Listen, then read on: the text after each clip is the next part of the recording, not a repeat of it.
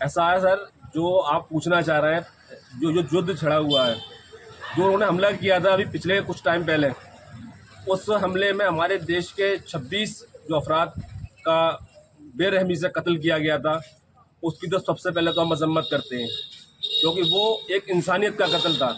उनका जो प्लान था, जैसे हमारे अभी विदेश सचिव जी ने ही बताया, उनका जो प्लान था वो हमारे देश के अंदर धार्मिक दंगे भड़काने का था, लेकिन उसको हमारे देश की प्रिय जनता ने विफल करते हुए एक बहुत अच्छा संदेश दिया। उसके बाद उनको करारा जवाब देना बहुत ज़रूरी था। वजह उसकी यह है कि साल दर साल वो लोग, कुछ लोग आते हैं, एक मज़हब के नाम पर हमले करके आतंकवाद फैलाते हैं और हिंदुस्तान के मुसलमानों को कटघरे के घेरे में खड़ा कर देते हैं। लेकिन आज देश की सेना ने पाकिस्तान के अंदर घुसकर उनके सैन्य ठिकानों को जिस तरीके का जवाब दिया है, उस तरीके का करारा जवाब मैं तो ये चाहता हूँ कि बिल्कुल आखिर तक देना चाहिए।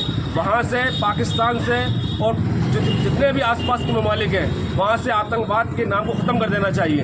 क्यों? क्योंकि उनके आतंकवाद से परेशानी हिंदुस्तान के मुसलमानों को, हिंदुस्तान के हिंदुओं को, सिखों को, ईसाइयों को, देश के हर उस इंसान को होती है जो देश में शांति चाहता है।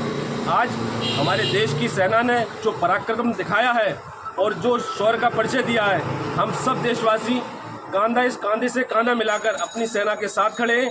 अगर हमारी सरकार को हमारे खून की भी ज़रूरत पड़ती है, तो हम देश के मुसलमान, एक देश के शहरी होने के नाते बॉर्डर पर उनके साथ कांधे से कांधा मिलाकर खड़े हैं।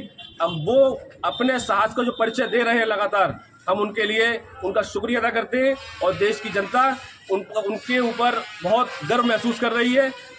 कल रात में भी जो हमला हुआ, उसमें भी हमारी सेना ने बहुत बड़ा परिचय दिया है और उनके बड़े बड़े ठिकानों को ख़त्म कर दिया। जो आतंकवाद देश पाकिस्तान के अंदर पनप रहा है, उसको जड़ से ख़त्म करने की बहुत ज़रूरत है। इसके लिए मैं भारतीय सेना का और भारत के हमारे प्रधानमंत्री जी का, सभी का बहुत बहुत शुक्रिया अदा करता हूँ।